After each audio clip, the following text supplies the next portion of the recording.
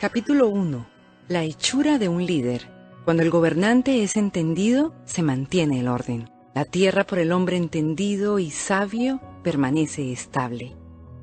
Un liderazgo bueno y fuerte. Eso es lo que más necesita el mundo de hoy. Donde quiera que miramos, desde nuestros gobiernos hasta nuestros negocios, vecindarios y hogares, nos encontramos rodeados por los devastadores resultados de la inestabilidad, la indecisión y la corrupción.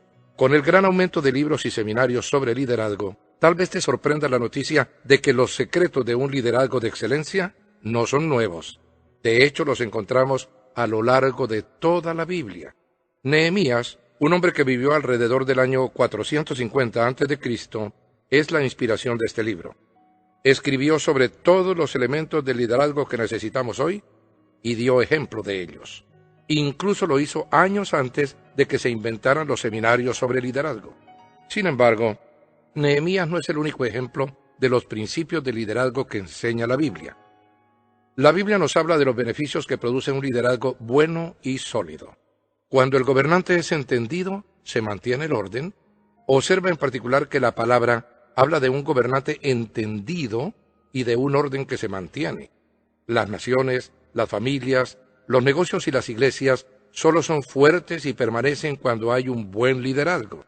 La Biblia al día dice, con dirigentes honrados y sensatos hay estabilidad. En medio de tanta conmoción y cambios repentinos que hoy vivimos, la estabilidad ha de ser el puntal que nos permita sobrevivir como sociedad. Solo hallaremos estabilidad por medio de un liderazgo bueno y firme. Eso significa que necesitaremos más personas dispuestas a reconocerse como líderes y listas para aprender principios bíblicos de liderazgo, aceptando a su vez el desafío. Esa es la razón por la cual se ha escrito este libro. En la pirámide del liderazgo se produce estabilidad cuando aumenta el número de líderes de igual forma que las tareas correspondientes. Si las tareas exceden al número de líderes, la pirámide se derrumba. Con los principios que examinaremos en este libro, vas a aprender la forma de impedir que te aplasten. Nehemías será nuestro guía en este emocionante recorrido dentro de los principios del liderazgo. En este primer capítulo veremos su trasfondo personal. Pero antes, quiero explicarte lo que me ha motivado a escribir este libro. Esto es lo que llamo los principios de liderazgo de Warren. Primero, nada sucede hasta que alguien proporcione liderazgo. Es una ley de la vida. La historia lo demuestra. Mientras no apareció un hombre llamado Martin Luther King y dijo, «Tengo un sueño», el movimiento de derechos civiles de Estados Unidos no era nada. El programa espacial de la NASA casi no existía, hasta que el presidente John Kennedy dijo, «Vamos a poner un hombre en la Luna antes que termine esta década». Cuando un hombre llamado Ray Kroc dijo, «Quiero comida rápida a buen precio y en un ambiente limpio», fue cuando nació toda una industria llamada de comida rápida. La iglesia Saddleback comenzó porque Dios dijo a Rick Warren, «Rick, quiero que seas líder y pongas a andar esto». Cuando en tu familia hay problemas, no sucede nada hasta que alguien asume el liderazgo y dice, «Vamos a hacer algo al respecto». Todo se edifica o se derrumba según sea el liderazgo. A lo largo de toda la vida, e incluso en el mundo actual, la mayoría de los problemas se remontan a la falta de líderes competentes. El mundo necesita líderes preparados. En el libro de los jueces encontramos 7 ciclos. Un día las cosas marchaban bien y la vida tenía un aspecto bastante bueno. Pero al día siguiente las cosas andaban por el suelo. Vemos que este esquema se repetía una y otra vez. En el último versículo del libro de Jueces, la palabra de Dios lo resume así. En aquella época no había rey en Israel. Cada uno hacía lo que le parecía mejor. Donde no hay líderes, la gente hace lo que mejor le parece. Y la consecuencia de esto es la inestabilidad. Segundo, liderazgo es influencia. Dicho en una sola palabra, el liderazgo es influencia para bien o para mal. Si alguna vez has visitado el patio de recreo de una escuela o te has sentado con un grupo de adolescentes, a los 5 minutos ya sabrás quiénes son los líderes. Basta ver cómo se relacionan entre sí.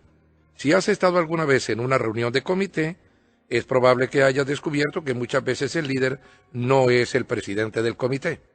El líder es la persona a la cual todos se mantienen mirando con el fin de averiguar lo que piensa. Cada vez que influimos sobre otra persona, estamos asumiendo liderazgo. El apóstol San Pablo comprendía esto. Sabía que se había convertido en un modelo para los demás creyentes. Pablo entendía que Timoteo lo admiraba y quería que él viera que mientras recibía su influencia, estaba influyendo sobre otros.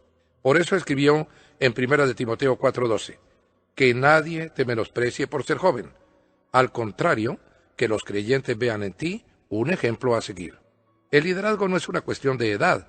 La edad no tiene nada que ver con el liderazgo. A cualquier edad podemos tener influencia, y lo cierto es que eres un modelo, quieras o no. Todos somos líderes en algún aspecto. Cada vez que influyes sobre otra persona, estás asumiendo el liderazgo. Por tanto, la cuestión no es si eres líder o no. La pregunta es, ¿eres un buen líder? La Biblia define al líder como alguien que tiene capacidades dadas por Dios y la responsabilidad de influir sobre un grupo de creyentes con el fin de que se realicen los propósitos de Dios para ese grupo. Nehemías es uno de los ejemplos más destacados de liderazgo que hay en la Biblia. ¿Por qué? Porque era un verdadero líder, porque comprendía lo que el líder necesitaba hacer y hacer, porque se las arregló para realizar unas proezas increíbles en tiempo récord. Tercero, la prueba del liderazgo es esta. ¿Alguien te está siguiendo? Si quieres saber si eres líder o no, solo tienes que mirar hacia atrás por encima del hombro. ¿Te sigue alguien? Jesús dijo, mis ovejas oyen mi voz. Yo las conozco y ellas me siguen. Pablo nos dice, imítenme a mí como yo imito a Cristo. No hay duda que los cristianos debemos seguir a Cristo, pero también es cierto que todos necesitamos modelos humanos a seguir. Necesitamos ver en otros qué aspecto tiene el liderazgo. John Maxwell nos ofrece esta parábola acerca del liderazgo. El que cree estar guiando, pero nadie lo sigue, solo está dándose un paseo. El liderazgo no es cuestión de títulos o de puestos, es cuestión de influencia. La mayoría de nosotros tendemos a asociar los títulos con el liderazgo. Es un error. Hay una gran diferencia entre ser jefe y ser líder. Ser líder es más que tener un puesto o un título. Son muchas las personas con autoridad que no tienen liderazgo. El verdadero líder no siempre es el funcionario elegido o el que es ascendido al puesto de presidente. Los verdaderos líderes son los que marcan el paso, los que influyen, los creativos que solucionan los problemas. Una pista. Si le tienes que decir a la gente que eres el líder, si se lo tienes que recordar, es que no lo eres. El liderazgo es influencia. Si no estás influyendo sobre nadie, no importa que pienses que eres líder o no, no lo eres. El liderazgo es cuestión de influencia. Esto es así incluso en los hogares. Cuando un esposo le dice a su esposa, lo vamos a hacer así porque yo soy el líder espiritual, no es quien dice ser. Si eres un verdadero líder, no se lo tienes que recordar a nadie. Decirle a tu hijo que obedezca porque yo te lo digo es una posición muy débil para motivarlo. Cualquier padre te dirá que a la larga no funciona. La prueba de liderazgo es esta. ¿Te sigue alguien? No puedes forzar a nadie a seguirte, hagas lo que hagas. Tienes que inspirar a la gente para que te siga. Cuarto, el fundamento del liderazgo es el carácter, no el carisma.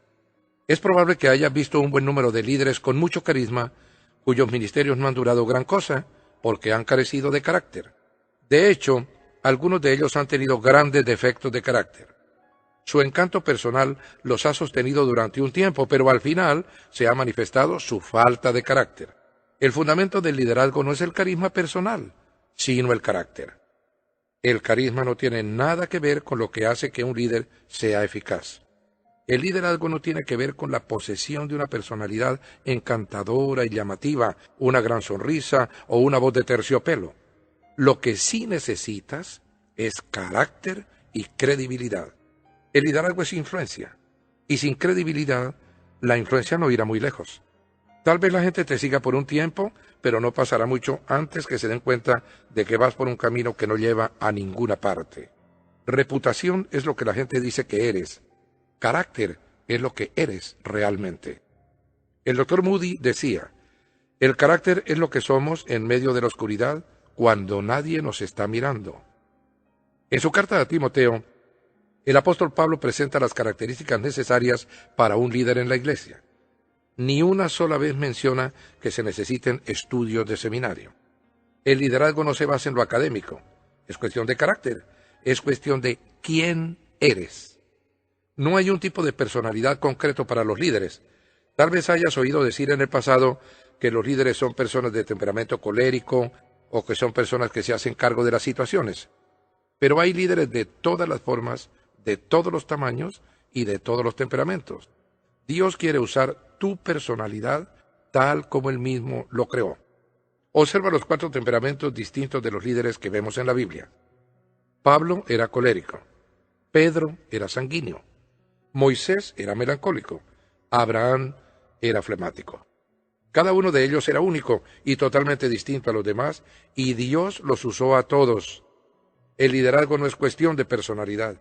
No es necesario que seas extrovertido, sanguíneo o colérico para ser líder. Lo que sí se necesita para el liderazgo es carácter. Es la única cosa que tienen en común todos los grandes líderes.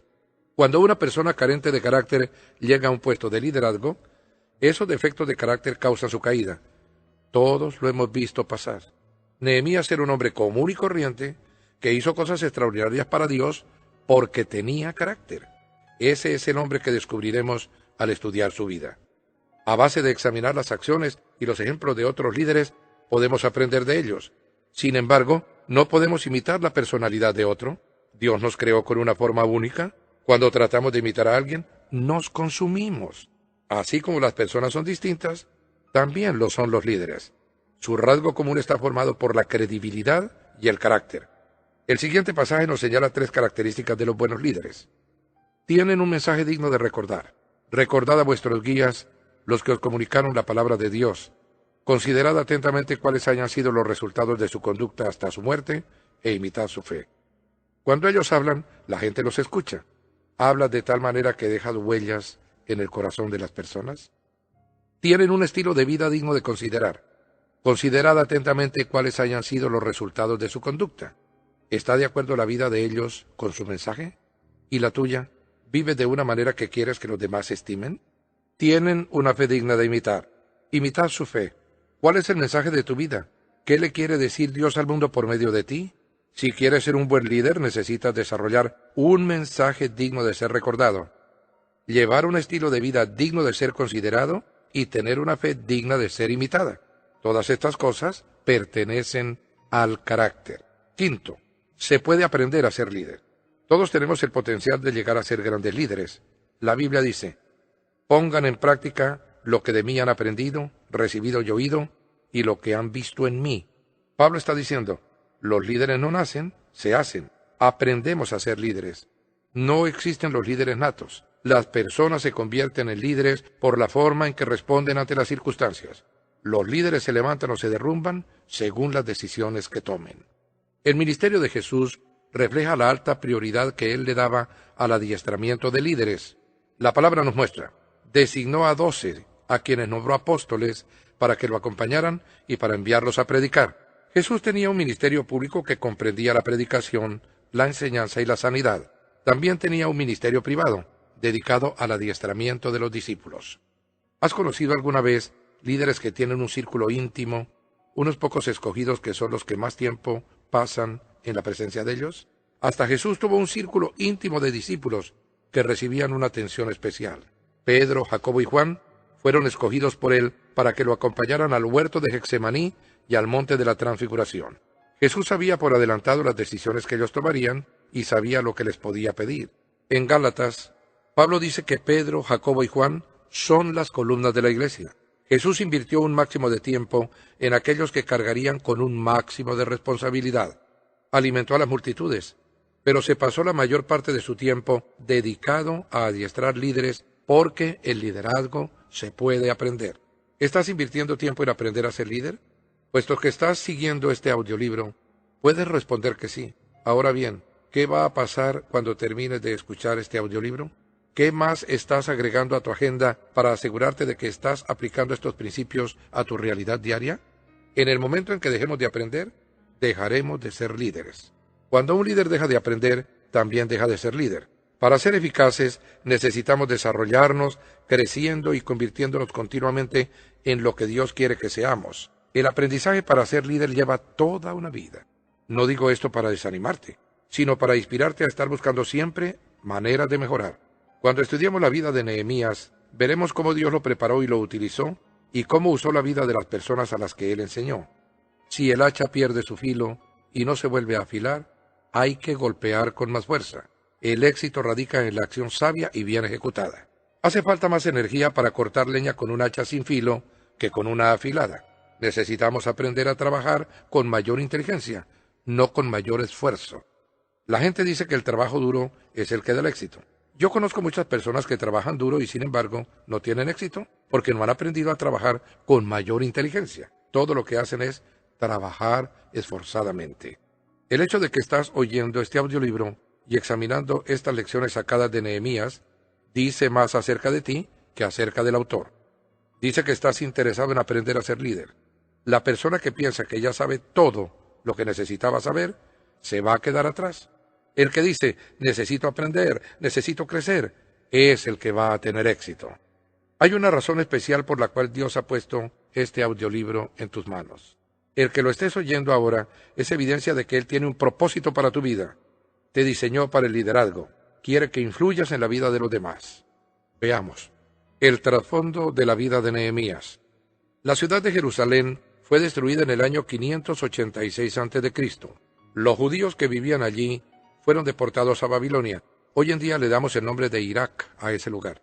Debían estar en el cautiverio durante 70 años, pero en el 537 se le permitió a un primer grupo que regresara. En el 516 se reconstruyó el templo de Jerusalén. Esdras fue el líder del segundo grupo de judíos que regresó a Jerusalén en el 458. Luego, en el 445, Nehemías pidió autorización para volver a Jerusalén con un tercer grupo a fin de reconstruir los muros de la ciudad. En aquellos días, las ciudades estaban protegidas por los muros que las rodeaban. Si un enemigo atacaba la ciudad, le podía tomar hasta 6 meses abrirse paso para entrar gracias a los muros. Cuando Nehemías entró en escena, los muros de Jerusalén habían estado destruidos durante décadas. Ya para entonces, los judíos habían estado viviendo en cautiverio en Babilonia durante mucho tiempo. Finalmente, se les permitió ir regresando poco a poco, y después se les permitió reconstruir el templo. Pero la ciudad seguía en ruinas y los muros seguían siendo un montón de escombros. Esto creaba 2 grandes problemas. Primero, los habitantes estaban indefensos. Sin protección alguna, los habitantes eran vulnerables ante los ataques y las provocaciones. Al saberse indefensos, también se sentían desalentados y derrotados. Cuando un ejército entraba a una ciudad y se apoderaba de ella, lo primero que hacía era destruir sus muros. Era un símbolo de la derrota y el desamparo. Jerusalén, con sus muros destruidos, era una deshonra para el pueblo de Dios. Les decía, Dios los ha abandonado. Muchos de ellos creían que lo había hecho. Al fin y al cabo, su cautiverio era consecuencia de su desobediencia. Dios había dicho, si no comienzan a comportarse como el pueblo escogido que son, yo voy a permitir que entre a su ciudad una nación enemiga. No se comportaron como era debido, de manera que Dios permitió la entrada de la nación enemiga. Dios cumple lo que promete siempre. Ahora estaban de vuelta y hasta habían reconstruido el templo, pero estaban viviendo en medio de los escombros. Su moral andaba por el suelo. Se sentían derrotados, desalentados y deprimidos.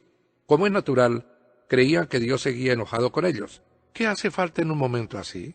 Hace falta un líder. Y aquí entra en escena Nehemías. Estas son las palabras de Nehemías, hijo de Jacalías. En el mes de Quisleu del año 20, estando yo en la ciudadela de Susa, llegó Hananí, uno de mis hermanos, junto con algunos hombres de Judá. Entonces les pregunté por el resto de los judíos que se habían librado del destierro y por Jerusalén. Ellos me respondieron, los que se libraron del destierro y se quedaron en la provincia están enfrentando una gran calamidad y humillación. La muralla de Jerusalén sigue derribada, con sus puertas consumidas por el fuego. Al escuchar esto, me senté a llorar. Hice duelo por algunos días, ayuné y oré al Dios del cielo. Lo que estamos leyendo aquí es el diario de Nehemías. En su propia historia personal, la escribe así. En sus palabras leemos cómo consiguió el permiso de un rey extranjero, un hombre que no era creyente, para volver a Jerusalén y reconstruir sus muros. Aquel era el mismo rey que había ordenado anteriormente que no se reconstruyeran los muros la primera vez que los judíos habían intentado hacerlo. Tal vez hayas tenido la experiencia de tratar de cambiar la manera de pensar de alguien después que te ha negado con gran firmeza lo que le pedías. No es fácil. Nehemías hizo que esto sucediera. En ese notable diario personal vamos a poder mirar al interior de este líder. Estando yo en la ciudad de Susa. Susa no era la capital del imperio persa, sino más bien una especie de palacio veraniego. Nehemías nos dice, en aquel tiempo yo era copero del rey. Así se ganaba la vida. Eso era él, un copero. En el Antiguo Testamento se conoce a este rey por 3 nombres distintos. En algunos lugares se le llama Artajerjes, que significa gran rey. En otros se le llama Azaras, que significa padre venerable. En el libro de Daniel se le da el nombre de Darío el Medo. Esto nos dice algo sobre la forma en que consideraban los pueblos a sus gobernantes en aquellos días, ya que un solo hombre era conocido con 3 nombres distintos. Es probable que Nehemías, al ser copero de este rey, ocupara el segundo puesto en importancia dentro del reino. ¿Por qué? El copero del rey era una combinación de primer ministro, guardaespaldas, agente personal de seguridad y ayudante del rey. Era la persona en la que más confiaba un rey. El título de Nehemías se originaba en la parte de sus responsabilidades que incluía la obligación de probar el vino antes que lo bebiera el rey para asegurarse de que no estuviera envenenado. En aquellos días los intentos de asesinato eran cosa común. Si caía el copero, el rey sabría que se trataba muy probablemente de algo más que un simple vino en mal estado. Había muchas personas a quienes no les agradaba Artajerjes o Darío, así que el oficio de Nehemías era bastante peligroso en verdad. Nehemías tenía que ser totalmente leal y digno de confianza, y Artajerjes le había confiado su propia vida. Aunque es probable que Nehemías naciera en Babilonia durante el cautiverio, no era persa. Sin embargo, ocupaba el segundo puesto en autoridad y era una gran figura dentro del gobierno persa. Dios siempre tiene su manera de poner a su gente en la posición necesaria en el momento preciso. Hananí, uno de los hermanos de Nehemías, acababa de regresar de un viaje a Jerusalén. Puesto que Jerusalén está a una distancia de entre 1.300 y 1.600 kilómetros de Susa, es probable que le hubiera llevado unos 2 meses hacer el viaje al lomo de camello, atravesando el desierto. Un viaje nada fácil. Nehemías le pidió noticias a Hananí. Quería saber todo lo que le estaba sucediendo a la familia en Jerusalén. Solo traigo malas noticias, le dijo Hananí. El pueblo está deprimido, nuestros parientes desalentados y los muros siguen por el suelo. Han reconstruido el templo, pero toda la ciudad está en ruinas. Están invadiendo la ciudad y el pueblo se encuentra realmente desalentado. Malas noticias, hermano. En el versículo 4 vemos la reacción de Nehemías. Al escuchar esto, me senté a llorar. Hice duelo por algunos días, ayuné y oré al Dios del cielo. Nehemías se siente triste con las noticias y avergonzado por el pueblo de Dios. En los versículos siguientes leeremos su oración. También veremos que no oró 1 hora solamente, ni siquiera un solo día. Las Escrituras dicen que oyó las noticias en el mes de Quisleu y fue en el mes de Nisán cuando el rey lo dejó ir. Había estado orando, llorando, ayunando y lamentándose durante 4 meses continuos. Es claro que se había tomado en serio aquellas noticias y que las guardaba en lo más profundo del corazón. Nehemías es hombre de oración. En su diario leemos 11 oraciones, casi más que en cualquier otro libro de la Biblia. ¿Por qué crees que Dios lo escogió para que fuera líder? ¿Habrá tenido algo que ver su vida de oración? ¿Por qué escogió Dios a Nehemías como líder? Entre todas las personas posibles, ¿por qué escogió Dios precisamente a Nehemías, el copero de un rey pagano? Hay 3 razones. Ya dijimos la primera, veamos. Segunda, Nehemías era sensible ante las necesidades que veía a su alrededor. Dios vio el corazón de Nehemías y lo que vio lo hizo sonreír. Nehemías era un hombre al que le importaba lo mismo que le importaba a Dios. Él llevaba una buena vida en Babilonia. Sí, era judío, pero había nacido allí en Babilonia durante el cautiverio. Ni siquiera había visto jamás a Jerusalén. Le debe haber parecido que aquellos problemas estaban a 1.000.000 de kilómetros de distancia. Pero cuando oyó hablar del pueblo de Dios, deprimido, desalentado y derrotado, se tomó en serio aquellas noticias. Los líderes son sensibles ante las necesidades de la gente que los rodea. Este es el primer principio de liderazgo que hallamos en el libro de Nehemías. Dios usa a una persona a la que le importe lo mismo que a él le importa. A Dios le importó que los muros de Jerusalén estuvieran por el suelo. A Nehemías le importó lo que le importó a Dios, y eso lo hizo un líder. Bob Pierce, el fundador de World Vision, decía: quiero que mi corazón se quebrante ante las mismas cosas que le quebrantan el corazón a Dios. La primera cualidad de un gran líder es la sensibilidad ante las necesidades que ve a su alrededor. Tercero, Nehemías era digno de confianza. Nehemías era un hombre de buena reputación. Artajerjes le había encomendado su seguridad personal. Eso significa un grado muy alto de confianza. Dios usa personas que sean dignas de confianza, seguras y fieles. El que es honrado en lo poco también lo será en lo mucho, y el que no es íntegro en lo poco tampoco lo será en lo mucho. Por eso, si ustedes no han sido honrados en el uso de las riquezas mundanas, ¿quién les confiará las verdaderas? Y si con lo ajeno no han sido honrados, ¿quién les dará a ustedes lo que les pertenece? Ningún sirviente puede servir a dos patrones. Menospreciará a uno y amará al otro, o querrá mucho a uno y despreciará al otro. Ustedes no pueden servir a la vez a Dios y a las riquezas. Lucas presenta 4 formas en que Dios pone a prueba nuestra fidelidad. Una de ellas consiste en observar cómo servimos en el ministerio bajo otro líder. Antes de darnos un ministerio propio, quiere ver cómo tratamos el liderazgo de otro.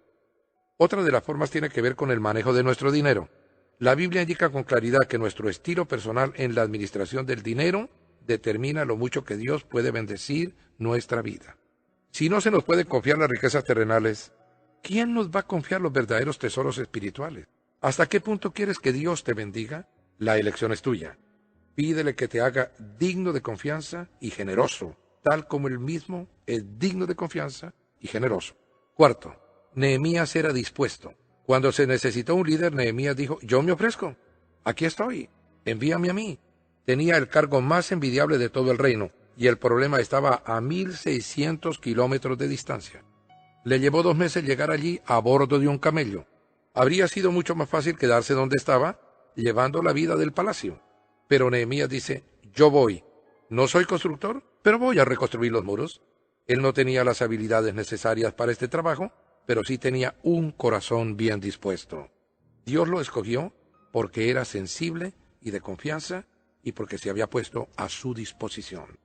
Dios no busca tanto en los líderes las capacidades como la credibilidad, la confiabilidad y la disponibilidad.